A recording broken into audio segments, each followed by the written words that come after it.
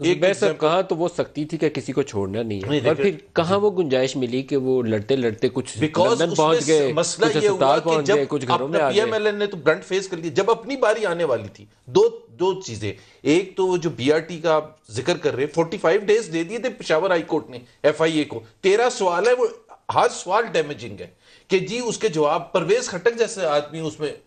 Peshawar high court کے فیصلے میں ہے موجود۔ اب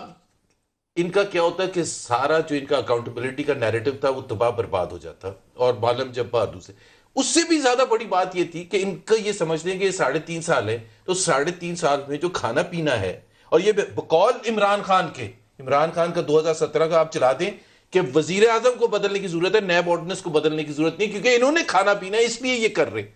تو کیا اگر ہم عمران خان کی بات کو سچ سمجھیں یا تو یہ کہیں کہ وہ جھوٹ بول رہے تھے، تو انہوں نے 3.5 سال میں کھانے پینے کا پروگرام ہے، اوپر تلوار لٹکی ہوئی ہے نیب کی، انہوں نے کہا اس کو تو سائڈ پر کریں تاکہ اپنا رستہ تو ہم لیکن بات عمران کریں۔ خان کے اوپر کوئی فائنینشیل کرپشن کے ایلیگیشن یار نہیں ہے، ایک سیکنڈ، یہ کوئی یہ ارینجمنٹ جب آپ عجیب و کہتے ہیں غریب نا ہے۔ فائنینشیل کرپشن کا،